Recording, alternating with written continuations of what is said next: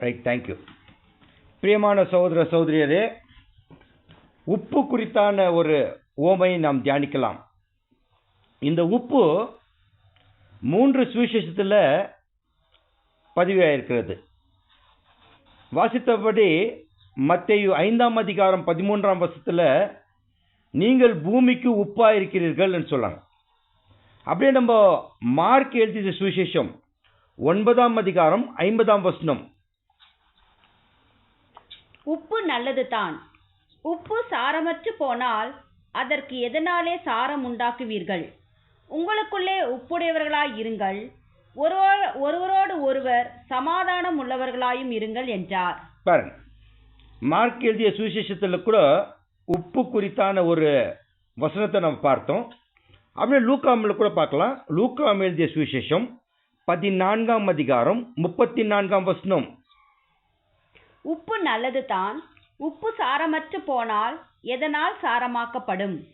அப்ப பிரியமான சகோதர சகோதரியரே, கர்த்தர் இயேசு ஏதாவது ஒரு சுவிசேஷத்தில் ஒரு விஷயத்தை குறித்து பேசிட்டாலே அது ரொம்ப முக்கியத்துவம். ஆனால் இந்த 3 சுவிசேஷத்தில் கர்த்தர் இயேசு பேசியிருக்கிறார். மத்தேயு, மார்க்கு, லூக்காம் அதிகாரத்தில் உப்பு குறித்தான வசனம். அப்போ இந்த ஒரு பாடம் விசேஷமாக திருச்சபைக்கு சொல்லப்பட்ட ஒரு பாடம்.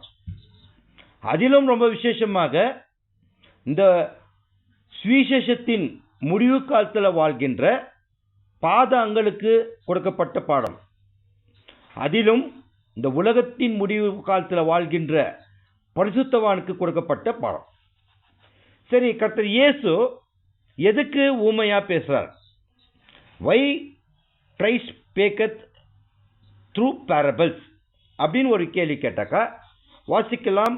மத்தேயு 13ஆம் அதிகாரம் 10ஆம் வசனம், அப்பொழுது சீஷர்கள் அவரிடத்தில் வந்து, ஏன் அவர்களோடு ஊமைகளாய் பேசுகிறீர் என்று கேட்டார்கள். சீஷர்கள் கேட்குறாங்க கர்த்தர் இயேசு கிட்ட, ஏன் நீங்க ஊமையாவே பேசுறீங்க? வை ஸ்பீக்கத் thou unto them as a parable ன்னு சொல்றார். அதுக்கு கர்த்தர் இயேசு கொடுக்குற பதில் 11ஆம் வசனம், அவர்களுக்கு அவர் பிரதியுத்தரமாக, பரலோக ராஜ்யத்தின் ரகசியங்களை அறியும்படி உங்களுக்கு அருளப்பட்டது, அவர்களுக்கோ அருளப்படவில்லை. அப்ப இதோடைய அர்த்தம் என்னன்னாக்கா, ஊமைகள்ல பரலோக ராஜ்யத்தின் ரகசியம் இருக்குது. அந்த ரகசியம் இந்த சுவிசேஷ யுகத்தில் வாழ்கின்ற பரிசுத்தவானுக்கு மட்டும்தான் கொடுக்கப்பட்டது. மாறாக இந்த உலகத்தில் வாழ்கிற ஜனங்களுக்கும் அல்ல, பேர் கிறிஸ்துவ சபையில் இருக்கக்கூடிய ஜனங்களுக்கும் அல்ல. காரணம் என்னன்னாக்கா, ஒருவேளை இந்த ஓமை அவங்களுக்கு புரிஞ்சிச்சுன்னா, இந்த உலகத்தாருக்கோ பேர் கிறிஸ்துவ சபைக்கு புரிஞ்சிச்சுனாக்கா அவங்க இந்த சத்தியத்துக்குள் வந்துருவாங்க. அவங்க இந்த சத்தியத்துக்குள் வராதபடிக்கு இந்த சுவிசேஷ யுகத்தில் இந்த சத்தியம் மாபெரும் அழைப்பு only for the church class. அதுக்கு தான் கர்த்தர் இயேசு ஊமைகளாக பேசிட்டார். சரி, இப்போ பாடத்துக்குள் போகலாம்.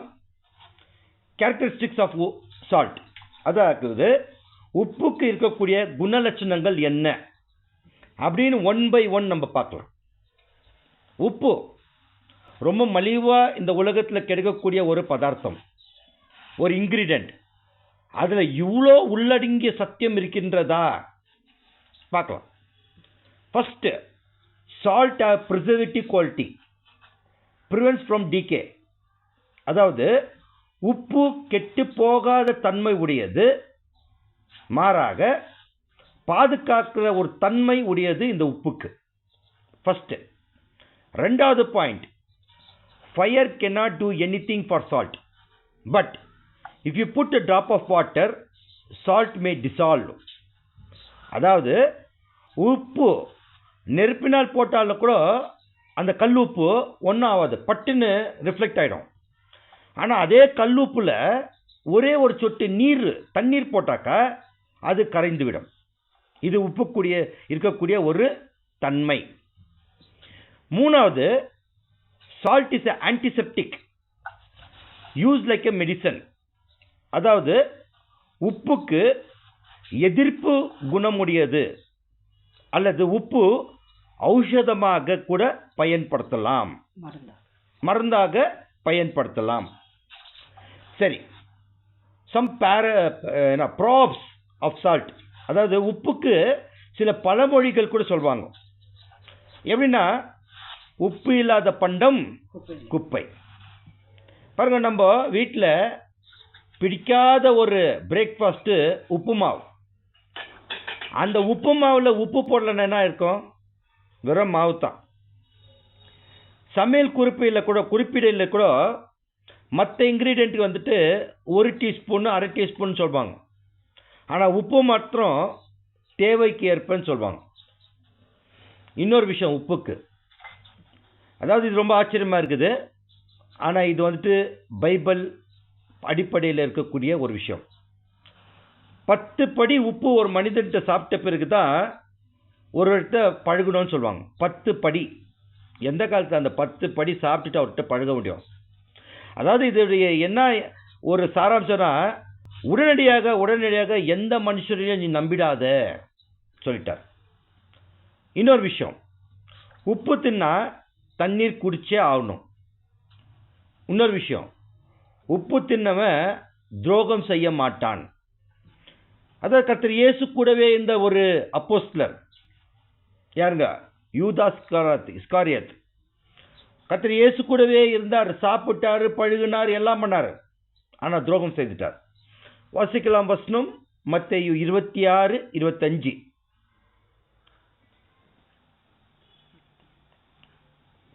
அவரை காட்டிக் கொடுத்த யூதாசும் அவரை நோக்கி, ரபி நானோ என்றான்.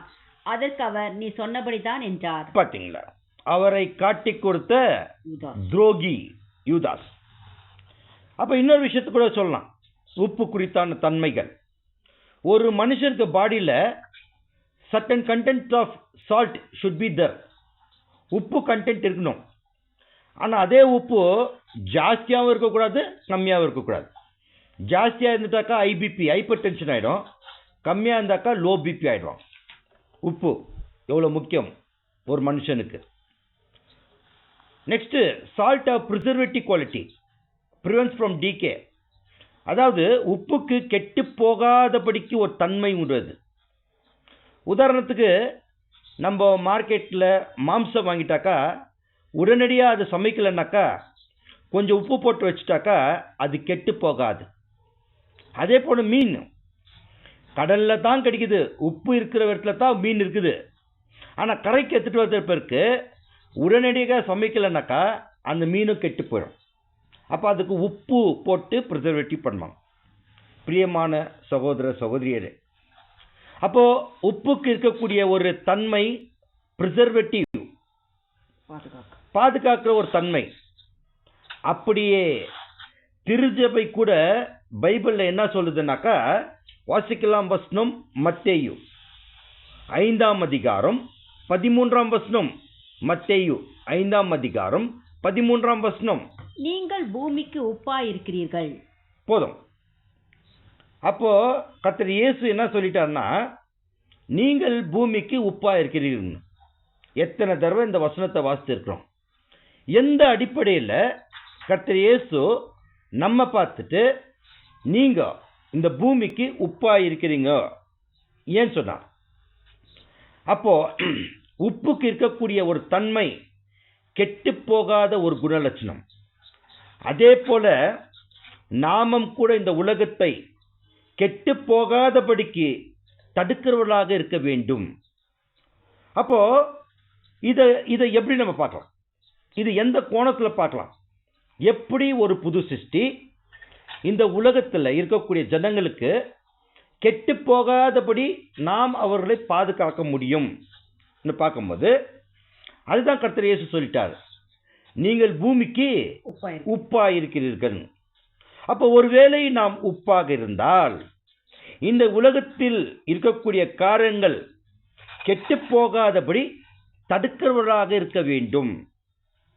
அல்லது நம்ம இப்படி பார்க்கலாம், நம்மளால இந்த உலகத்தில் கெட்டு போகிறதை தடுக்க முடியுமா அப்படி ஒரு கேள்வி போட்டாக்கா, உதாரணத்துக்கு ஒரு குரூப் ஆஃப் பீப்புள் அங்கே வீண் பேச்சு, வீண் அரட்டைகள், வீண் சம்பாஷணைகள் செய்து கொண்டிருக்கிறாங்கன்னு வச்சுக்கோங்க. அது அந்த இடத்துல நடக்குது. அதே இடத்திற்கு ஒருவேளை நாம அங்க செஞ்சுட்டா போனாக்கா உடனடியாக அந்த ஒரு குரூப் ஆஃப் பீப்புள் என்ன சொல்லுவாங்கன்னா, ஐயோ அமைதியாரு, இவர் இவருக்கு இந்த மாதிரி சம்பாஷணங்கள், இவருக்கு இது போல வீண் பேச்சு, இவனுக்கு இது போல அரட்டை பிடிக்காது, டாபிக்கை மாத்திருங்க அப்படின்னு சொன்னாக்கா, அப்போ நம்ம இந்த உலகத்தை கெட்டு போகிறதுக்கு தடுக்கிறவர்களாக இருக்கின்றோம். ஒருவேளை அந்த சம்பாஷணத்துல, அந்த வீண் பேச்சு, வீண் அரட்டையில நாமும் பங்கு கொண்டிட்டோம்னாக்கா, நாம அவங்களுக்கு கூட ஐக்கியப்பட்டனாக்கா, அப்போ நம்ம இந்த உலகத்துக்கு உப்பா இல்லை, மாறாக தப்பா இருக்கிறோம். பிரியமான சகோதர சகோதரியர், வாசிக்கலாம் ஒரு வசனம். கொலோசியர் 4 அதிகாரம் 6 வசனம். The book of Colossians chapter 4 verse 6. அவனவனுக்கு என்னபடி உத்தரவு சொல்ல வேண்டுமென்று நீங்கள் அறியும்படிக்கு உங்கள் வசனம் எப்பொழுதும் கிருபை பொருந்தினதாயும் உப்பால் சாரமேறினதாயும் இருப்பதாக. பாருங்க இந்த வசனம், இதை எப்படி நம்ம தியானிக்கலாம், இதில் உள்ள இருக்கக்கூடிய அர்த்தத்தை எப்படி புரிந்து கொள்ளலாம். Let your speech be always with grace, seasoned with salt, that you may know how ye ought to answer every man. அதாவது ரொம்ப எளிமையா சொல்லிட்டாக்கா, யாராவது உங்ககிட்ட ஒரு வசனத்துல அர்த்தம் கேட்டாங்கன்னாக்கா, அவங்களுக்கு எப்படி உத்தரவு சொல்லணும்னாக்கா, உங்களுக்கு தெரிஞ்ச அந்த ஆன்சரை, அந்த வசனத்தை எப்படி இன்டர்பிரட் பண்ணனாக்கா, கிருபை பொரிந்தவராய், உப்பால் சாரமேறியதாக. அவர் answer should be in graceful and seasoned with salt. அப்படி இருக்கணும். அதுக்கு மாறாக யாரோ ஒருத்தர் ஏதோ ஒரு வசனத்தை அதோடைய வியாக்கணம் பண்ணினாக்கா, அதுக்கு தார்மாறாக, முரண்பாடாக, கன்ஃபியூஸ் பண்ற விதத்துல அவங்க கிட்ட ஆன்சர் சொன்னாக்கா எப்படி புரிஞ்சுக்குவாங்க? அதுதான் எப்படி நம்முடைய சம்பாஷணை எப்படி இருக்கணும், how our speech should be always நாக்கா, நம்முடைய வார்த்தைகள், பேச்சு கிருபை பொறிந்தவராக இருக்க வேண்டும். அப்பதான் உப்பால் சாரமேறியதாக இருக்கும். the season with salt, அது பார்க்கலாம், இன்னும் கொஞ்சம் கீழே பார்க்கலாம். அப்போ our speech should be always grace நாக்கா, இது எப்படி எடுத்துக்கலாம்? நம்முடைய சம்பாஷணை ஒரு கிருபை பொறிந்தவராக இருக்கணும்னாக்கா இது எப்படி எடுத்துக்கலாம்னாக்கா, உப்புக்கு இன்னொரு குணலட்சணம் இருக்குது. that acts as a antiseptic, used like a medicine. அதாவது ஒருத்தருக்கு ரொம்ப சளி, நெஞ்சு சளி இருந்துச்சுனாக்கா டாக்டர் சொல்வாரு, கொஞ்சம் சுடுதண்ணியில உப்பு போட்டு கார்கிளிங் பண்ணுன்னு. அப்ப ஏன்னாக்கா இது ஆன்டிசெப்டிக் ஏஜென்டா அந்த இன்ஃபெக்ஷன் என்ன பண்ணுதுனாக்கா எடுத்து போட்டக்கூடிய ஒரு தன்மை இந்த உப்புக்கு இருக்கிறது. அதே போல நம்முடைய வார்த்தைகள் கூட ஆன்டிசெப்டிக் ஏஜென்டா இருக்கணும். வார்த்தைகள் எப்படி பயன்படுத்தணும்னாக்கா கிருபை பொறிந்தவராக பயன்படுத்த வேண்டும். அவர் conversation should be always in gracious manner. வாசிக்கலாம் சில வசனங்கள்.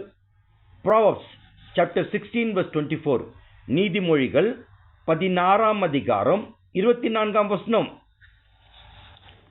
இனிய சொற்கள் தேன் கூடு போல் ஆத்மாவுக்கு மதுரமும் எலும்புகளுக்கு ஔஷதம் ஆகும். பாத்தீங்களா, இனிய சொற்கள், ஒரு தன்மையான பேச்சு எப்படி இருக்குது? தேன் கூடு போல இருக்கும். அது அவருடைய ஆத்மாக்கு, மனசுக்கு ஆறுதலாகவும் மதுரமாக இருக்கும், எலும்புகளுக்கு ஔஷதமா இருக்கின்றது. The pleasant words are and the honeycomb, sweet to the soul and health to the bone. எப்படி இருக்குது பாத்தீங்களா வார்த்தை? இன்னொரு வசனம் கூட வாசிக்கலாம். நீதிமொழிகள் 12ஆம் அதிகாரம் 18ஆம் வசனம். பட்டய குத்து போல் பேசுகிறவர்களும் உண்டு, ஞானம் உள்ளவர்களுடைய நாவோ ஔஷதம். பாத்தீங்களா? இது எப்படி எடுத்துக்கலாம்னாக்கா, ஒருத்தர் அவர் வாழ்க்கையில் அவருடைய ஆவிக்குரிய ஜீவித்தில் ரொம்ப நொந்து போய் நலிந்து போய் ஒரு சகோதரன் இல்லை சகோதரி கிட்ட போயிட்டு ஒரு அட்வைஸ் கேட்குறாருனாக்கா, ஏற்கனவே அவர் நொந்து போயிருக்கிறார், அடுத்த கட்டம் சாவு. அந்த நிலையில் இருக்கும் போதுல நம்முடைய வார்த்தை எப்படி இருக்கக்கூடாதுனாக்கா, பட்டய குத்து போல் பேசுகின்றவன், ஐயோ அவ்வளோதான் பிரதர் எல்லாம் போச்சு அப்படின்னா எப்படி இருக்கும்? அதுக்கு மாறாக எப்படி இருக்கணும்னாக்கா, ஒன்றும் கவலை இல்லை பிரதர், நம்மெல்லாம் இருக்கிறது நம்முடைய வாழ்க்கை நம்முடைய ஜீவமே கிருபை தான், காட்ஸ் கிரேஸ் அப்படின்னு ஞானம் உள்ளவர்களாக நாவு இருந்துச்சுனாக்கா, அது அவருக்கு எப்படி இருக்குதுக்கா, மெடிசன் போல இருக்கும், ஔஷதம் போல இருக்கணும். ஸோ இதுதான் உப்பை குறித்தான ஓமையில் இருக்கக்கூடிய தன்மையில் இருக்கக்கூடிய விளக்கங்கள், சத்திய விளக்கங்கள் கர்த்தர் இயேசு பேசிட்டார். இன்னொரு வசனம் கூட வாசிக்கலாம். நீதிமொழிகள் 15ஆம் அதிகாரம் 4ஆம் வசனம். Proverbs chapter 15 verse 4.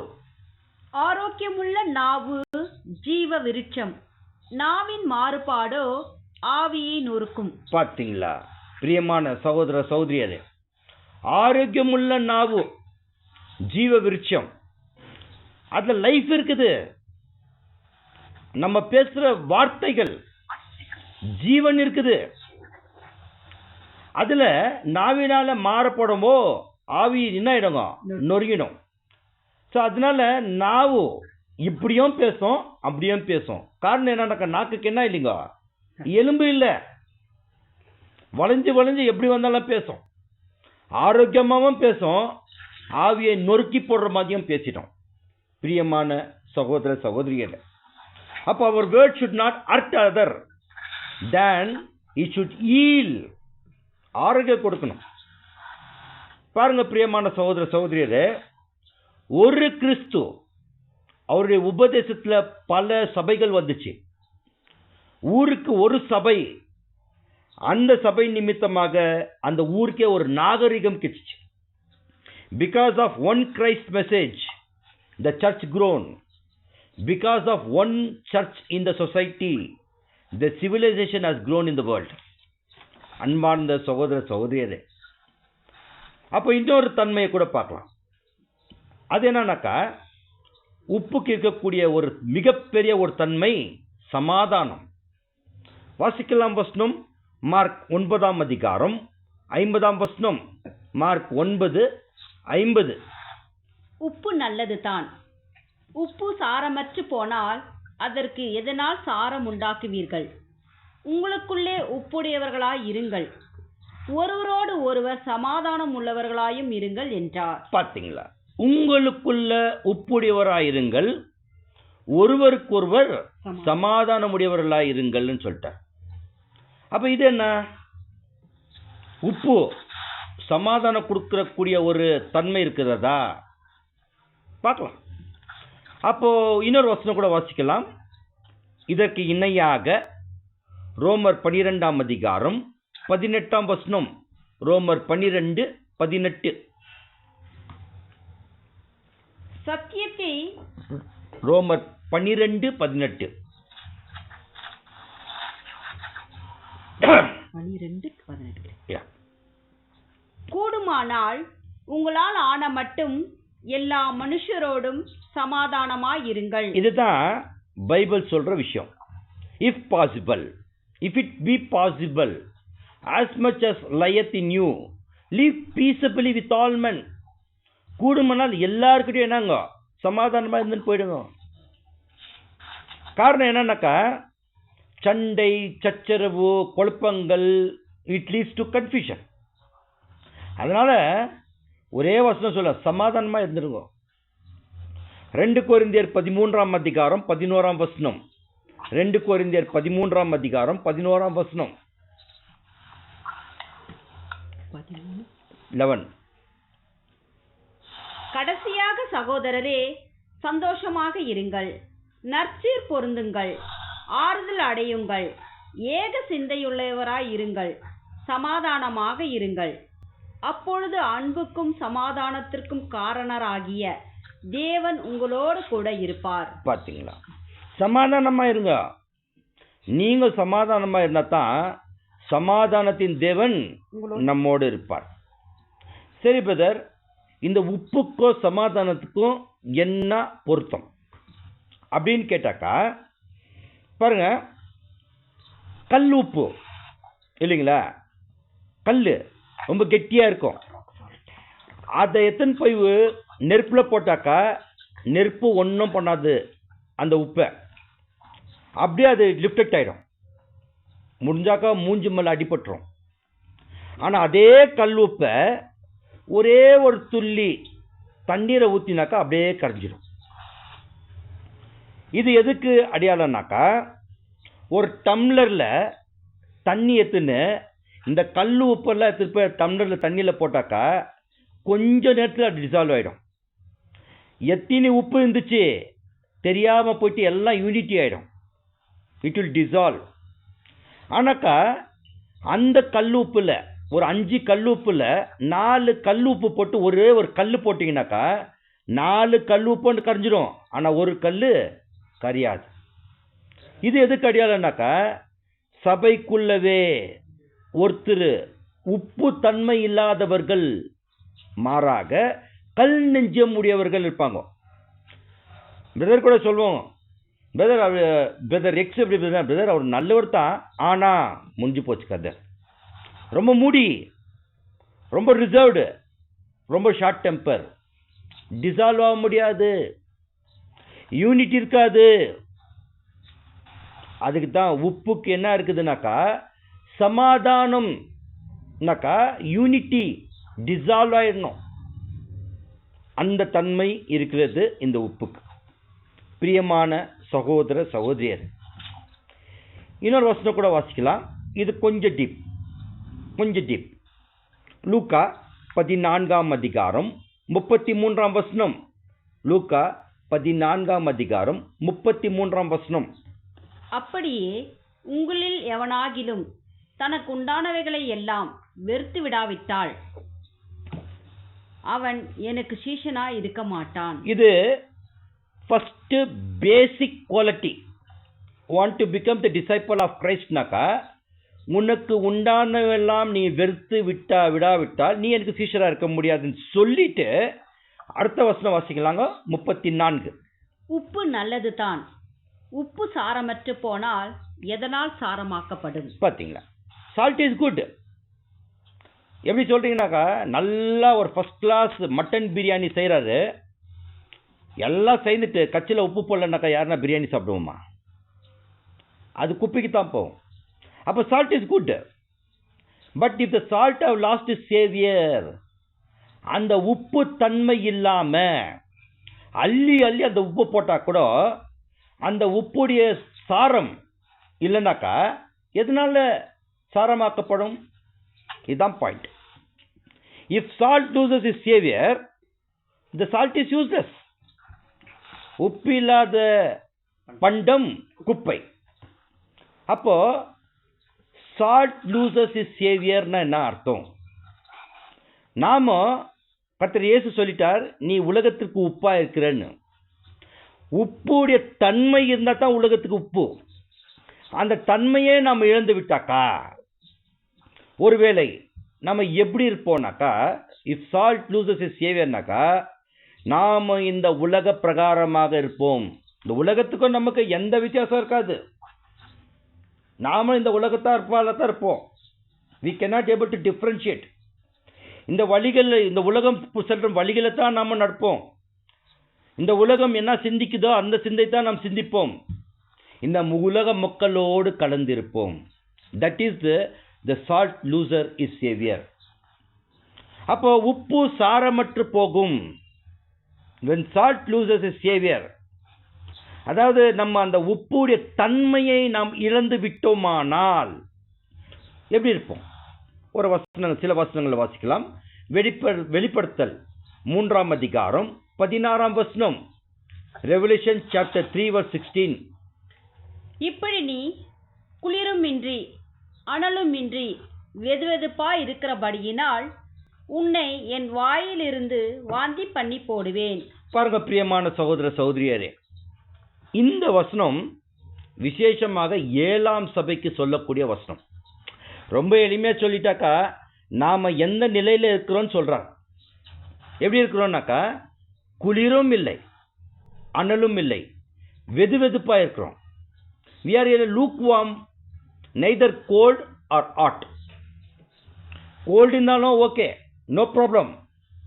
hot இருந்தாலும் okay, very very good. But lukewarm is very very dangerous. ஏன்னாக்கா இவங்களுடைய நிலைமை எப்படின்னாக்கா 17ஆம் வசனம் சொல்றார். ஒரு வார்த்தையை அப்படியே வாசிச்சு போங்க. Revolution chapter 3 verse 17. நீர் பாக்கியம் உள்ளவனும் பரிதபிக்கப்படத்தக்கவனும் தரித்திரனும். பாத்தீங்களா, நம்ம நிலைமை எப்படின்னாக்கா நிர்பாகியம், பாக்கியம் இல்ல. மக்களால், உலக ஜனங்களால், ஒருவேளை நம்ம குடும்பமே இந்த சபை சத்தியத்துக்குள் வரலனாக்கா அவர்களால் மத்தியில நம்ம பரிதபிக்கப்பட்டவர்களா இருக்கோம். எப்படி இருக்கிறோம்னாக்கா நம்ம சத்தியத்துல தரித்திரராக இருக்கிறோம். கண் இருக்குது, வசனம் தெரியும், ஆனா சத்தியம் தெரியாது. குருடனா இருக்கிறோம். நீதியின் வஸ்திரம் போட்டுக்கிற மாதிரி நமக்கு தோண்டுது, ஆனா நிர்வாணியா இருக்கிறோம். நான் சொல்றேன், எனக்கு தான் எல்லா சத்தியம் தெரியும்னு சொல்றேன், ஐஸ்வர்யம் சொல்றேன். ஆனாக்கா ஐஸ்வர்யம் இல்லை நம்ம கிட்ட. எனக்கு ஒரு குறை இல்லாமல் இருக்கின்றேன்னு சொல்றேன், ஆனா எல்லா குறையும் நம்ம கிட்ட தான் இருக்கு. அப்படியே 18ஆம் வசனம் வாசிக்கலாம். நான் நீ ஐஸ்வர்யவானா ஆகும்படிக்கு நெருப்பிலே புடமிட்ட பொன்னையும் உன் நிர்வாணமாகி அவலட்சணம் தோன்றாதபடிக்கு நீ உடுத்திக் கொள்வதற்கு வெண் வஸ்திரங்களையும் என்னிடத்தில் வாங்கிக் கொள்ளவும் நீ பார்வையடையும்படிக்கு உன் கண்களுக்கு களிக்கம் போடவும் வேண்டும் என்று உனக்கு ஆலோசனை சொல்கிறேன். இதுதான் பாயிண்ட். அப்படி ஒருவேளை இந்த மாதிரி நிலையில இருக்கிற ஐஸ்வர்யானாக்கா நெருப்பில் போடுகிற புடம் பார்க்கலாம். இது என்னன்னு பிரியமான சகோதர சகோதரியர். அப்ப நெக்ஸ்ட் நம்ம ஒரு வேளை சாரமற்று போனால், உப்பு தன்மை இல்லை, if you lose the saviour அப்படின்னாக்கா எப்படி இருக்கிறோம்? மத்தேயு 6ஆம் அதிகாரம் 24ஆம் வசனம். மத்தேயு 6:24. 2 எஜமான்களுக்கு ஊழியம் செய்ய ஒருவனாலும் கூடாது. ஒருவனை பகைத்து மற்றவனை சிநேகிப்பான், அல்லது ஒருவனை பற்றி கொண்டு மற்றவனை அசட்டை பண்ணுவான். பாருங்க பிரியமான சகோதர சகோதரியர், ரொம்ப ரொம்ப எச்சரிப்பான வார்த்தை. No man can serve 2 masters. 2 எஜமானுக்கு ஊழியம் செய்ய கூடாத காரணம். உலகத்துக்கு போயிடுறியா, போய் ஒட்டிக்கோ, ஒத்து போயிடு. சபைக்கு வந்துட்டியா, ஒத்துக்கோ, ஒத்து போயிடு. சபையில ஒரு வேஷம், உலகத்துல ஒரு வேஷம். ஞாயிற்றுக்கிழமை ஒரு வேஷம், திங்கள்ல இருந்து சனிக்கிழமை ஒரு வேஷம். ரொம்ப டேஞ்சரஸ் பிரியமான சகோதர சகோதரியர். அதனால்தான் யாக்கோப்புல சொல்றாரு, வாசிக்கலாம் வசனம். யாக்கோப்பு 1ஆம் அதிகாரம் 8ஆம் வசனம். யாக்கோப்பு 1ஆம் அதிகாரம் 8ஆம் வசனம். இருமனம் உள்ளவன் தன் வழிகளெல்லாம் நிலையற்றவனாக இருக்கிறான். A double-minded man is unstable in all his ways. Very very dangerous. இருமனம் இருக்கக்கூடாது. அவனுடைய வழியெல்லாம் நிலையற்றவனா இருப்பான். பிரியமான சகோதர சகோதரியரே, இந்த நிலையில நாம் இருந்தோமானால் இந்த சுவிசேஷம் இல்லை, இன்னும் எத்தனை யுகங்களுக்கு நம்ம சுவிசேஷம் கொடுத்தா கூட நாம் ரட்சிக்கிறது பெரிய கேள்விக்குறியாயிடும். ஒன்று, அப்போ நம்ம பார்த்துட்டோம், உப்பு சாரமற்று போனால் எதினால் சாரமடைவோம்? If salt loses the savour, the character, the salt is useless அப்படின்னு பார்த்தோம்.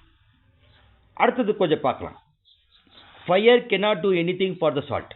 அதாவது ஒரு கல் உப்பை தூக்கி நெருப்பில் போட்டாக்கா அந்த நெருப்பு கல் உப்பை எதுவுமே பண்ணாது. அப்படியே தான் இருக்கும். வாசிக்கலாம் வசனம் மார்க் 9ஆம் அதிகாரம் 49ஆம் வசனம். மார்க் 9ஆம் அதிகாரம் 49ஆம் வசனம். எந்த பலியும் உப்பினால் உப்பிடப்படுவது போல எந்த மனுஷனும் அக்னியினாலே உப்பிடப்படுவான். பார்த்தீங்கன்னா, every one shall be salted with fire and every sacrifice shall be salted with salt. சரி, ஃபர்ஸ்ட் லைன் பார்க்கலாம், செகண்ட் லைன் போலாம். For every one should be salted with fire. எந்த மனுஷனும் அக்னினால் உப்பிடப்படுவான். அப்ப அக்னி எதுக்கு அடையாளம்னாக்கா சோதனை. வாசிக்கலாம் வசனம் 1 பேதுரு 4ஆம் அதிகாரம் 12ஆம் வசனம். 1 பீட்டர் சாப்டர் 4 verse 12. பிரியமானவர்களே, உங்களை சோதிக்கும்படி உங்கள் நடுவில் பற்றி எரிகிற அக்னியை குறித்து ஏதோ புதுமை என்று திகையாமல். பாத்தீங்களா, ஒரு புது சிருஷ்டிக்கு அவருடைய வாழ்க்கையில வரக்கூடிய சோதனை, திடீர்னு ஒரு சோதனை வந்துச்சுனாக்கா அவர் வாழ்க்கையில எப்படி நாம நினைச்சுக்க கூடாதுன்னு பேதுரு சொல்றார். பிரியமானவர்களே, எப்படி ஸ்டார்ட் பண்றார் பாரு. பில்லவர்ட், உங்களை சோதிக்கும்படி உங்கள் நடுவில் பற்றி எரிகிற அக்னியை குறித்து ஏதோ புதுமை, எனக்கு மட்டும் ஏன் அப்படின்னு நினைக்காதீங்கோ. ஏன்னாக்கா அக்னியில உப்பு போட்டாக்கா, உப்பு தன்மை உடையவர்கள் நீங்கள் உலகத்திற்கு உப்புன்னு சொல்லிட்டாக்கா, அக்னியில உப்பு போட்டா அந்த உப்புக்கு எதுவுமே ஆகாது. அப்படியே இந்த உலகத்துல எவ்வளவு பெரிய சோதனை நேரிட்டாலும் கூட உங்களுக்கு ஏதோ நேராடாது, ஏதோ புதுமை என்று எண்ணிடாதீங்கோ சொல்லிட்டார். சரி, ஏன் அக்னி, ஏன் சோதனை, ஏன் உப்புக்கு இந்த அக்னி சோதனை தேவைப்படுகின்றது பார்க்கும்போது 1 பேதுரு 1ஆம் அதிகாரம் 7ஆம் வசனம். 1 பீட்டர் சாப்டர் 1 verse 7. அழிந்து போகிற பொன் அக்னியினாலே சோதிக்கப்படும், அதை பார்க்கிலும் அதிக விலையேற பெற்றதாய் இருக்கிற உங்கள் விசுவாசம் சோதிக்கப்பட்டு இயேசு கிறிஸ்து வெளிப்படும் போது உங்களுக்கு புகழ்ச்சியும் கன மகிமையும் உண்டாக காணப்படும். பாருங்க, ஆஃப்டர் ஆல் அழிஞ்சு போற பொண்ணுக்கு ஆச்சாரி என்ன பண்றாரு, நல்லா உருக்கி எடுக்கிறாரு. இப்ப கேள்வி என்னன்னாக்கா, ஏன் பொண்ணை உருக்கணும், அது பொண்ணு ஏன் உருக்கணும்னாக்கா, அது உள்ள இருக்கிற அந்த கண்டாமினேஷன், அந்த கழிவு வெளியேறணும்னாக்கா அந்த ஆச்சாரி அந்த தங்கத்தை உருக்கித்தான் ஆகணும். அதே போல அதிக விலையேறப்பட்ட நமக்கு கொடுக்கப்பட்ட விசுவாசம், மகா பரிசுத்தமான விசுவாசம் வெளியேறணும்னாக்கா, மற்றவங்க பிரதிபலிக்கணும்னாக்கா நம்மை சோதித்த ஆகணும். பிரியமான சகோதர சகோதரியரே, இன்னொரு வசனம் கூட வாசிக்கலாம். 1 கொரிந்தியர் 3ஆம் அதிகாரம் 13ஆம் வசனம். 1 Corinthians chapter 3 verse 13. அவனவனுடைய வேலைப்பாடு வெளியாகும், நாளானது அதை விளங்க பண்ணும், ஏனெனில் அது அக்னியினாலே வெளிப்படுத்தப்படும். அவனவனுடைய வேலைப்பாடு எத்தன்மையுள்ளதென்று அக்னியானது பரிசோதிக்கும். பாத்தீங்களா பிரியமான சகோதர சகோதரியரே, நம்ம எல்லாம் வர்றோம், எல்லா சபைக்கு வரோம், எல்லாருக்கிட்டையும் சத்தியம் இருக்குதுன்னு நாமளே நினைச்சுக்கிறோம். ஆனா ஒரு நாள் பகிரங்கமா எல்லாத்திலும் வெளிப்படும்.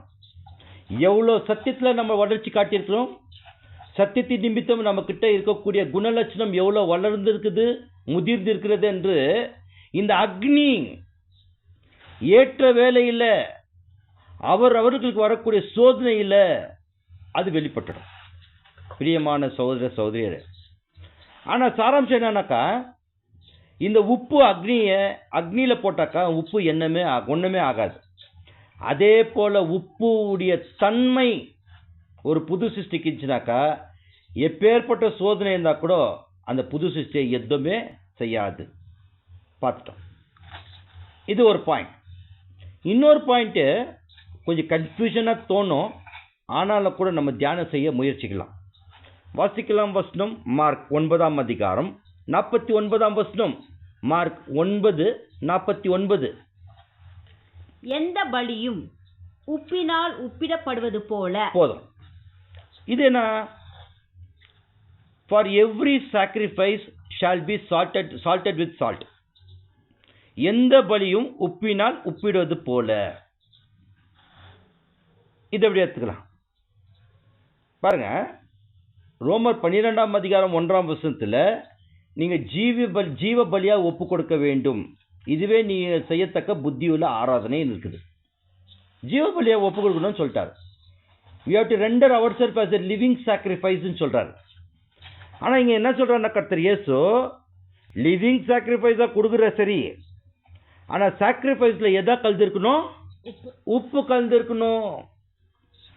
If your living sacrifice is not contained with the salt, the sacrifice is vain. அதாவது நம்முடைய ஜீவ பலி உப்பு கலந்து இல்லைனாக்கா, அந்த உப்புடைய தன்மை இல்லைனாக்கா, நம்ம செய்யக்கூடிய பலிகள் வீண். இதை எப்படி புரிஞ்சுக்கலாம்? வாசிக்கலாம். பழைய ஏற்பாட்டு காலத்தில் ஒரு வசனம், லேவியர் 2ஆம் அதிகாரம் 13ஆம் வசனம். The book of Leviticus chapter 2 verse 13. நீ படைக்கிற எந்த போஜன பலியும் உப்பினால் சாரமாக்கப்படுவதாக. உன் தேவனுடைய உடன்படிக்கை உப்பை உன் போஜன பலியிலே குறைவிடாமல் நீ படைப்பது எல்லாவற்றோடும் உப்பையும் படைப்பாயாக. பார்த்தீங்க, இது நம்ம நடைமுறைக்கு எத்தனை வர்றதில்ல. ஆனாக்கா பழைய ஏற்பாட்டு காலத்தில் தேவன் கொடுத்துட்ட ஒரு கட்டளை. என்ன கட்டளை கொடுத்தானா, நீ படைக்கிற எந்த போஜன பலியில என்ன கலந்து இருக்கணும்? உப்பு. அதே நேரத்தில் சாரமாகி இருக்கணும். உப்புடைய தன்மை இல்லாம அந்த உப்பு போடுறதுல இல்ல, அந்த தன்மை அந்த சாரமாக்கப்படுவதாக. the salt should be seasoned. அந்த மாதிரி தான் நீ போஜன பதார்த்த பலியை செலுத்தணும். தேவனுடைய உடன்படிக்கையில உப்பை உன் போஜன பலியில் குறைப்பிடாமல். என்னன்னாக்கா, தேவன் ஒரு கட்டளை கொடுத்துட்டாரு. அந்த கட்டளைக்கு கீழ்படுவோமானால், உட்படுவோமானால், இதுக்கு நடுவில் இருக்குது ஒரு உடன்படிக்கை. அது எதில் உடன்படிக்கை செய்திருக்கணும்னாக்கா, உப்புல உடன்படிக்கை செய்திருக்கணும். அப்போ நீ படைப்பது எல்லாத்தையும் உப்பையும் படைப்பையாக. எப்படி சொல்றாருனாக்கா, and every oblation of thy meat offering shall thou season with the salt. Neither shalt thou suffer the salt of the covenant of thy God to be lacking from the meat offering. With all thine offering thou shalt offer with salt. பிரியமான சகோதர சகோதரியரே, சரி ரொம்ப எளிமையா பேசிட்டாக்கா, நீ எந்த போஜன பதார்த்தையே வச்சுனாக்கா தேவனுக்கு படிச்சுனாக்கா அதுல உப்பு கலந்துருக்கணும்னு சொல்லிட்டார். அந்த உப்புல சாரம் இருக்கணும்னு சொல்லிட்டார். சரி, இதுக்கும் நம்முடைய புதிய ஏற்பாட்டில் இருக்கக்கூடிய வசனத்துக்கும் என்ன பங்கு இருக்குது, என்ன ஒற்றுமை இருக்குதுனாக்கா, இப்போ விளக்கத்தை பார்க்கலாம். பாருங்க பிரியமான சகோதர சகோதரியரே, சத்தியத்தை கேட்டோம், தேவனோடு நல்மனசாட்சியின் உடன்படிக்கை செய்துட்டோம். செய்த நாள் முதல் நாம தேவனுக்காக அனுதினமும் every day dying daily living sacrifice, அனுதினமும் ஜீவ பலியா நம்ம ஒப்பு கொடுக்கிறோம். வெறுமனையாக ஒரு சகோதரன் அல்ல சகோதரி ஜீவ பலின்னு சொல்லிட்டு என்ன மாதிரி சாக்ரிஃபைஸ் பண்ணாலும், எங்கெல்லாம் நம்ம சத்தியத்தை தூக்கி ஓடி போனாலும், எவ்வளோ தான் தேவனுடைய வேலைகள் செய்தாலும் அது வீண். காரணம் என்னன்னாக்கா, அந்த ஜீவ பலியோடு உப்பு கடந்து இருக்கணும். எந்த பலியும் உப்பினால் உப்பிடப்படுவது போல every sacrifice shall be salted with salt. அப்போனா என்ன, துளூண்டு உப்பு எடுத்துன்னு போயிட்டு அங்கங்கே போட்டு வரணுமா? அப்படி இல்லை இதோடைய பொருள். உங்களுடைய ஜீவ பலியை குணலட்சணத்தோட கலந்து ஜீவ பலியா ஒப்பு கொடுத்தா தான் அவருடைய இரக்கத்தின் முன்னிட்டு அந்த ஜீவ பலி அங்கீகரிக்கப்படும். ரொம்ப எளிமையா சொல்லிட்டாக்கா, we have to lay ourselves as a living sacrifice along with the character. இதுதான் சொல்லிட்டார். இப்படி தாங்க ஆண்டவராகி இயேசு கிறிஸ்து பலிகளை செலுத்திட்டார். வாசிக்கலாம் வசனம், எபேசியர் 5ஆம் அதிகாரம் 2ஆம் வசனம். The book of Ephesians chapter 5 verse 2. கிறிஸ்து நமக்காக தம்மை தேவனுக்கு சுகந்த வாசனையான காணிக்கையாகவும் பலியாகவும் ஒப்பு கொடுத்தது நம்பில் அன்பு கூர்ந்தது போல நீங்களும் அன்பிலே நடந்து கொள்ளுங்கள். பாருங்க பிரியமான சகோதர சகோதரியரே, அப்போ கிறிஸ்து நமக்காக தம்மை தேவனுக்கு சுகந்த வாசனையாகவும் காணிக்கையாகவும் பலியாகவும் ஒப்பு கொடுத்தார். அப்போ தேவனுக்கு சுகந்த வாசனை, காணிக்கை, பலி. எப்படி தேவனுக்கு அந்த அரோமா போவோம்னாக்கா, அங்க இருக்குது அன்பு. There comes the love. அப்பதான் அந்த சாக்ரிஃபைஸ் தேவனுக்கு சுகந்த வாசனையா போகுது. பிரியமான சகோதர சகோதரியர், நெக்ஸ்ட் போயிடலாம். உப்பு தின்னவன் தண்ணீர் குடிச்சே ஆகணும். அப்ப இது பைபிள் ஸ்டூடெண்ட் ஸ்லாங்ல, வேத மாணவர் ஸ்லாங்ல எப்படின்னாக்கா, நாம் இந்த பூமிக்கு உப்பா இருந்தால் மட்டும்தான் ஆண்டவராகிய இயேசு கிறிஸ்து மீது தாகமா இருக்க முடியும். பிரியமான சகோதர சகோதரியர், கடைசியாக நம்ம ஒரு பழைய ஏற்பாட்டு காலத்துல நடந்த ஒரு விஷயத்த உதாரணமாக பார்த்துட்டு இந்த பாடத்தை முடிக்கலாம். வாசிக்கலாம். 2 ராஜாக்கள் புஸ்தகம் 2ஆம் அதிகாரம் 19ஆம் வசனம். 2 Kings chapter 2 verse 19. பின்பு அந்த பட்டணத்தின் மனுஷர் எலிசாவை நோக்கி, இதோ எங்கள் ஆண்டவன் காண்கிறபடி இந்த பட்டணம் குடியிருப்புக்கு நல்லது, தண்ணீரோ கெட்டது, நிலமும் பாழ்நிலம் என்றார்கள். பாருங்க, ஒரு பட்டணத்துக்கு எலிசா தீர்க்கதரிசி வரார். எலிசா தீர்க்கதரிசிக்கு வரும்போது அந்த பட்டணத்துடைய நிலைமை எப்படி இருக்குதுனாக்கா, பட்டணம் நல்லா இருக்குது, the city is very good, அங்க வாழ்றதுக்கு எல்லா விதமான சந்தர்ப்பங்கள் எல்லாம் இருக்குது. ஆனா அந்த ஊர்ல இருக்கிற தண்ணி கெட்டுக்குது. அதனால அந்த அக்ரிகல்ச்சர் நிலமும் பால் நிலமா இருக்குது. இதுதான் இந்த கண்டிஷன். இந்த ப்ராஃபிட் எலிஷா வருகிற அந்த சிட்டியில் பாருங்க, இது எப்படி நடந்துக்கிறான்னாக்கா, நம்ம ஏதோ ஒரு வீட்டுக்கு குடியேற போறோம். குடியேற போகும்போது நம்முடைய அடிப்படையான கேள்வி என்னன்னாக்கா, ஓகே, இந்த வீட்டில் இந்த ஏரியாவில் தண்ணீர் வசதி எல்லாம் இருக்குதான்னு கேட்குறோம். ஒருவேளை தண்ணிக்கு ரொம்ப கஷ்டம்னு யாருன்னா சொல்லிட்டாக்கா, அப்படிப்பட்ட வீட்டில் நம்ம குடியேறுவோமா? ரொம்ப கஷ்டம். அந்த மாதிரி ஒரு பட்டணமே நல்லா இருக்குது, ஆனால் பட்டணத்தில் இருக்கக்கூடிய அந்த தண்ணீர், குடிக்கிறதுக்கு தண்ணி இல்லை, அதனால அக்ரிகல்ச்சர் இல்லாத ஒரு நிலையில் இருக்கிறார். அந்த சிட்டிக்கு இந்த ப்ராஃபிட் எலிசா போறார். இப்போ என்ன நடக்குது வாசிக்கலாம். 2 ராஜாக்கள் 2ஆம் அதிகாரம் 20ஆம் வசனம். அப்பொழுது அவன் ஒரு புது தோண்டியை எடுத்து அதிலே உப்பை போட்டுக்கொண்டு வாருங்கள் என்றான். அதை அவனிடத்தில் கொண்டு வந்தபோது, அப்ப எலிசா என்ன சொல்றாருனாக்கா, ஒரு புது தோண்டினா ஒரு பானை, அது பானையில தண்ணி எடுத்துன்னு வாங்கோ. தண்ணி மட்டும் இல்ல, அந்த பானையில தண்ணியில என்ன போடுங்க, உப்பை கலந்து விட்டு கொண்டு வாங்கன்னு சொல்றார். அப்ப அதே போல அங்க ஜனங்க ஒரு பானையில தண்ணி எடுத்துன்னு உப்பு கலந்து எலிசா கிட்ட வர்றாங்க. எலிசா என்ன பண்றாரு பார்க்கும்போது 21ஆம் வசனம். அவன் நீரூற்று அண்டைக்கு போய் உப்பை அதில் போட்டு அந்த தண்ணீரை ஆரோக்கியமாக்கினான். இனி இதனால் சாவு வராது, நிலப்பாழும் இராது என்று கர்த்தர் சொல்கிறார் என்றான். பாத்தீங்களா, தண்ணீர் எடுத்துன்னு வராங்க. எலிசா அவர் கையினால அந்த உப்பை எடுத்துன்னு அந்த தண்ணீரை கலந்துட்டு, அந்த தண்ணி கலந்த உப்பை அந்த பானையை எடுத்துட்டு போய் அந்த தண்ணி அந்த குளத்துல போய் போடுறாரு. இனி இப்ப குளத்துல இருக்கிற தண்ணி என்ன ஆகுதுங்க, ஆரோக்கியமாயிடுதுன்னு சொல்லிட்டார். பிரியமான சகோதர சகோதரியர், 22ஆம் வசனம். எலிசா சொன்ன வார்த்தையின்படியே அந்த தண்ணீர் இந்நாள் வரைக்கும் இருக்கிறபடி ஆரோக்கியமாயிற்று. பாருங்க பிரியமான சகோதர சகோதரியர், இது எலிசா செய்துட்ட ஒரு அற்புதம். அப்ப இதோடைய நிஜத்துக்கு வரலாம். இதோடைய பொருள் என்னன்னாக்கா, தண்ணீர், அதாவது அந்த குளம், அது தண்ணி எப்படி ஆயிட்டுக்குது? கெட்டு போயிட்டுக்குது. தண்ணீர் எதுக்கு அடையாளம்? தண்ணீர் எதுக்கு அடையாளம்? வெளிப்படுத்தல் 17ஆம் அதிகாரம் 15ஆம் வசனம்.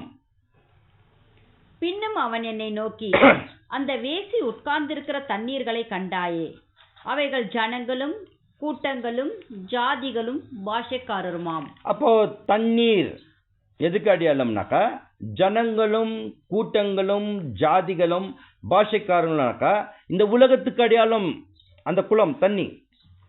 அதை எலிசா என்ன பண்ணிட்டாரு? ஒரு குடத்துல தண்ணீர் நிரப்பி அவர் கையால் அந்த உப்பை கலந்து அந்த குளத்துல தண்ணீர் அந்த இந்த உப்பை கலக்கிறார். அப்போ உப்பு எதுக்கு அடையாளம்னாக்கா, நம்முடைய குணலட்சணம். அப்போ நம்முடைய குணலட்சணமும் இந்த உலகத்துக்கு கொடுத்தாக்கா, இந்த உலகம் கெட்டு போகாதபடி தடுக்குவர்களாக நாம் இருப்போம். பிரியமான சகோதர சகோதரியரே, ஒருவேளை சுத்தமாக மாறவில்லை என்றால் என்ன, இதுக்கு என்ன பொருள் பார்க்கும்போது வாசிக்கலாம். மத்தேயு 5ஆம் அதிகாரம் 13ஆம் வசனம். நீங்கள் பூமிக்கு உப்பாய் இருக்கிறீர்கள். உப்பானது சாரமற்று போனால் எதனால் சாரமாக்கப்படும்? போதும் இல்லைங்களா? You are the salt of this earth. But if the salt have lost its savior, wherefore shall it be salted? அதாவது இந்த சுவிசேஷ யுகத்தில் நல்ல குணலட்சணத்தை நாம் காண்பிக்க தவறிவிட்டால் வேற எந்த சுவிசேஷம் நம்ம காப்பாற்றும்? அப்போ என்ன ஆகும்னாக்கா, ஒருவேளை அந்த உப்பு அந்த சாரமற்ற ஒரு நிலையை அது காட்டலனாக்கா, மனுஷனுக்கு என்ன பண்ணுவாங்கனாக்கா, வெளியே கொட்டப்படுவதற்கும், பார்த்தியா, வெளியே ரோட்ல கொட்டிடணும். Because it's salt is having the useless, because it loses the savour. அந்த உப்புக்கு சாரமற்ற தன்மையை போயிடுச்சுனாக்கா, உப்பு கரிக்கலனாக்கா என்ன பிரயோஜனம்? வேஸ்ட். அது என்ன பண்ணுவாங்க? ரோட்ல கொட்டிடுவாங்க. வெளியே கொட்டுவதற்கும் மனுஷரால் மிதிக்கப்படுவதற்குமே ஒழிய வென்ற வேறொன்றுக்கும் உதவாது. பாத்தீங்களா? இதுக்கு என்ன மீனிங்? ஒரு உப்புக்கு அந்த சாரத்தை அது இல்லைனாக்கா அது வெளியே கொட்டிடுவாங்க, ஜனங்க அதை மெதிச்சுட்டு போயிடுவாங்க. பிரியமான சகோதர சகோதரிகளே, இப்படி ஆயிடக்கூடாது நம்முடைய வாழ்க்கை. என்ன அது வெளியில கொட்டுறதுக்கு அடையாளம்? ஜனங்க அது மேல மிதிச்சுன்னு போறதுக்கு என்ன அடையாளம் பார்க்கிறோம். அதுக்கு முன்னால ஒரு வசனத்தை வாசிக்கலாம். வசனம் தீத்து 1ஆம் அதிகாரம் 16ஆம் வசனம். Titus chapter 1 verse 16. அவர்கள் தேவனை அறிந்திருக்கிறோம் என்று அறிக்கை பண்ணுகிறார்கள். பாத்தீங்களா? நாம எல்லாம் சொல்றோம், மேன்மை பாராட்டுறோம், நல்லதுதான். இந்த ஒட்டுமொத்த உலகத்துக்கு பேர் கிறிஸ்துவ சபைக்கு சிருஷ்டிகர்த்தர் யாருன்னு தெரியல, யெகோவா தேவன் யாருன்னு தெரியாது. ஆனா நாம் தேவனை அறிந்திருக்கின்றோம் அப்படின்னு அறிக்கை பண்றோம். ரொம்ப நல்லது. ஆனால் கிரியினாலோ அவரை மறுதலிக்கிறார்கள். வெறும் வாயில தான், வெறும் ஒதுட்டுல தான், ஆனா கிரியினால அவரை மறுதலிக்கிறோம். மேல வாசிக்கலாம். அவர்கள் அருவருப்படத்தக்கவர்களும் கீழ்ப்படியாதவர்களும் எந்த நற்கிரியையும் செய்ய ஆகாதவர்களுமாய் இருக்கிறார்கள். அவர்கள் அருவருப்பத்தக்கவர்கள் யார் மத்தியில? உலகத்தார் மத்தியில. யார் மத்தியில? பேர் கிறிஸ்துவ சபையில. யார் மத்தியில? நம்ம சொந்தக்கார் குடும்பத்தின் மத்தியில. அவங்க அருவருப்பத்தக்கதார்கள். காரணம் என்னக்கா? சத்தியத்துக்கு கீழ்ப்படியில, ஏற்ற காலத்தில் நற்கிரியைகளை செய்யாதவர்கள். இவங்களை பற்றி என்ன சொல்றாங்கன்னாக்கா, ரசல் பிரதருடைய கமெண்ட்ரியில் இவங்களை பத்தி இதோடைய வசனத்துடைய கமெண்ட்ரி பார்த்தாக்கா, they are good for nothing. They lose the Savior. They lose the Holy Spirit. They will be cast out from the divine arrangement. They will be cast out from the divine favor. And they will lose the so great salvation. அதாவது அந்த உப்பு தன்மை இல்லைனாக்கா, அந்த சாரமற்று போயிட்டாக்கா, அந்த உப்பு எப்படி தேவையில்லாம ரோட்ல போட்டு ஜனங்க மிதிக்கிறாங்களோ அது போல ஆயிடுவாங்கோ. நாளுக்கு நாள் கொடுக்கப்பட்ட பரிசுத்தாவி எடுக்கப்படும். அவங்க அந்த ஒரு திவ்ய சுபாவத்துடைய கிருபையை இழந்து விடுவார்கள். இந்த மாபெரும் அழைப்புல சோ கிரேட் சால்வேஷன், இவ்வளோ பெரிதான ரட்சிப்பு எழுந்து விடுவார்கள். பிரியமான சகோதர சகோதரிகளே, அப்ப இவங்களை எப்படி யார் கேவலமா பேசுவாங்கனாக்கா, உலக ஜனங்கள் ஒரு நாளைக்கு நம்ம பாஷையில சொன்னாக்கா, ஓ இவங்க தான்ப்பா பைபிளை தூக்கின்னு வாரம் ஓடினாங்க, ஊரா போனாங்கப்பா, நம்ம குடும்பமே கேவலமா பேசுவாங்க. காரணம் என்னன்னாக்கா, நாம இப்போ சுவிசேஷ யுகத்துல அவர்கள் வாயிலாக நாம் கேவலப்பட்டோமானால் 1000 வருஷம் ஆசிரியல எப்படி இந்த யுகம் மாறுதோ அப்படியே அந்த காட்சி கூட மாறிடும். அவங்க என்ன ஆயிடுவாங்கனாக்கா பொதுவான ரட்சிப்புக்கு வந்துடுவாங்க. நம்முடைய நிலைமை எப்படி இருக்கும்னாக்கா, அந்த 1000 வருஷம் அரசாட்சியில் கண்ணுக்கு தெரிகிற பாகத்தில் பிக்சர் போட்டு பார்க்குவாங்க. நம்மள எப்படி பிக்சர் போட்டு பார்க்குறாங்கனாக்கா, வாசிக்கலாம் வசனம் 2 கொரிந்தியர் 3ஆம் அதிகாரம் 2ஆம் வசனம், 2 Corinthians chapter 3 verse 2. எங்கள் இருதயங்களில் எழுதப்பட்டும் சகல ஜனகராலும் அறிந்தும் வாசிக்கப்பட்டும் இருக்கிற எங்கள் நிறுவம் நீங்கள் தானே. பார்த்தீங்களா? அப்போ we will be the epistles. எப்படின்னாக்கா, நன்மையான சாட்சியம் அங்க கிடைக்கும், தீமையான சாட்சியம் கிடைக்கும். தீமையான சாட்சியம் வந்துட்டு, ஐயோ இவங்கெல்லாம் வந்துட்டு பரலோகத்துக்கு போகலையா, சபை வாய்ப்பை இழந்துட்டாங்களே அப்படின்னு ஒரு தீமையான சாட்சியம் வரும். அதே போல நன்மையான சாட்சி என்னன்னாக்கா, அந்த சுவிசேஷ யுகத்துல அந்த பொல்லாத உலகத்துல இவங்க எவ்வளோ பயத்தோட பக்தியோட தேவனுக்கும் கர்த்தர் இயேசுவுக்கும் கீழ்ப்படிந்து, சத்தியத்துக்கு கீழ்ப்படிந்து அந்த ஆவி கனியை பிரதிபலித்து இன்னைக்கு பரலோகத்தில் பிதாவாக தேவன் கர்த்தர் இயேசுவை முகமுகமாய் சந்தித்து இந்த ஒட்டுமொத்த உலகத்தை ஆளுகை செய்கின்றார்களோ அப்படின்னு we will be epistles for them. நாம் அவங்களுக்கு ஒரு நிருபமா ஆயிடுவோம். பிரியமான சகோதர சகோதரிகள், அதனால தான் கர்த்தர் இயேசு என்ன சொல்றான்னா, have salt in you. உங்ககிட்ட உப்பு என்கிற ஒரு குணநலத்தில் இருந்துட்டாக்கா, you will be salted in this world. அப்போது நீங்க உலகத்திற்கு உப்பா இருப்பீர்கள் சொல்லிட்டார். தேவன் தாமே இந்த பாடங்களை ஆசீர்வதிப்பாராக. பொறுமையோடு கேட்ட அன்பு சகோதர சகோதரிக்கு நன்றி. ஆமீன்.